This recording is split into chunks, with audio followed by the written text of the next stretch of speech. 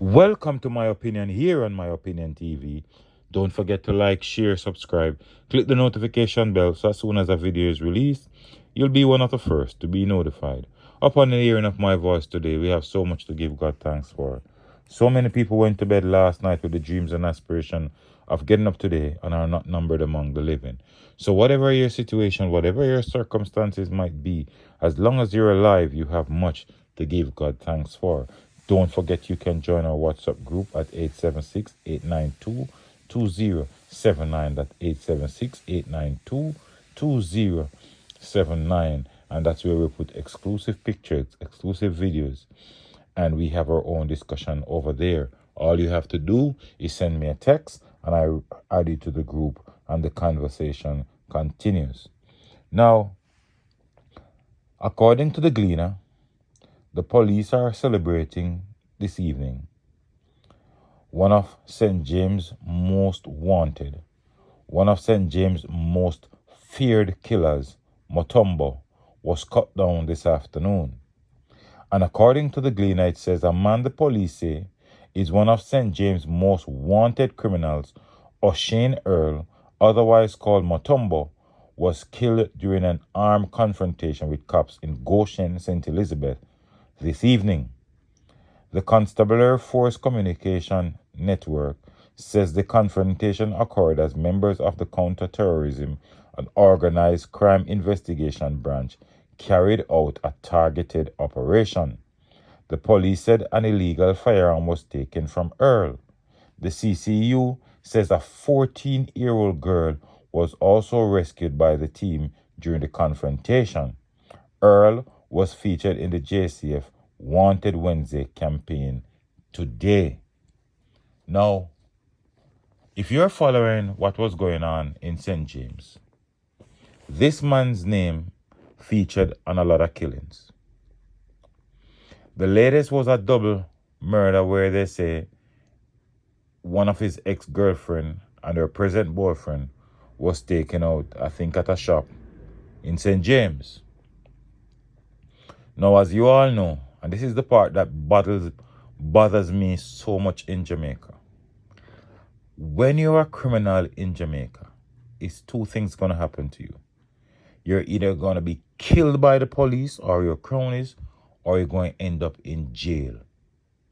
There is no way around it. I have never seen a wanted or a vicious criminal live forever or reign forever. And the sad thing about it is that some of these criminals, if they don't get taken out by the police or their cronies, and they don't go to prison, and they live a life after they decide to cool out, 99% of the time, they are taken out. Because persons don't forget, when you're in badness, people don't forget the damage you do. Motumbo was one of St. James' most feared killers. And you know what is so interesting about this? He committed most of his act in St. James. However, look where the police caught up with him. These criminals are mobile. They do their act in one particular community and they move about. Now, people have to be alerted and be aware. You could be living beside the most notorious criminal without even realizing, because these people come and show up in your community. Nobody calls the police. Nobody questions anything. These criminals are trying their endeavor best to drive fear into people. And when they move to communities that are not prone to violence, they infiltrate the youngsters in those communities. And next thing you know, people in those communities are being killed. Well, as we always say here on My Opinion TV, CTOC is an organization within the police force that have been doing some wonderful work. And this is one such more. And it seems like CTOC is the organization that goes around and take out these wanted men.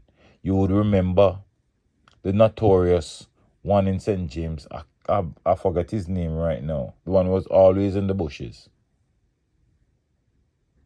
And CTOC fixed him up. Now, here we are with Motumbo.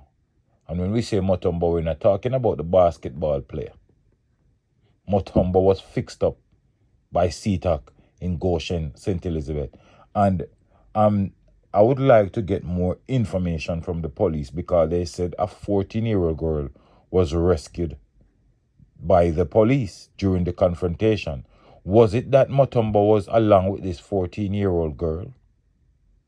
Was this 14-year-old girl ever reported missing? Because some of these so-called criminals, they drive fear in a lot of these young girls that you see go missing, is because some of these dons and these criminals want to have their way with these young ladies. Their parents have to send them away and report them missing. Because no doubt if this 14-year-old girl was with him, maybe it was out of fear. Some of them are just downright out of need be with these criminals because they want to say they are with the top shotter. They want to say that they're getting money from these criminals. But a lot of these teenagers are with these men out of fear and their parents can't say nothing. But we are so glad this evening here, that the police are now reporting that St. James has one less criminal to think about. It was getting too much to the people of certain communities in St. James. Does this put a lid to the crime situation in St. James? Hell no. But at least one killer is off the street.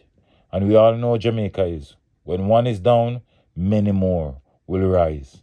But at least we have a police force which has a division within them, which is CTOC, that is going around and cleaning its slate.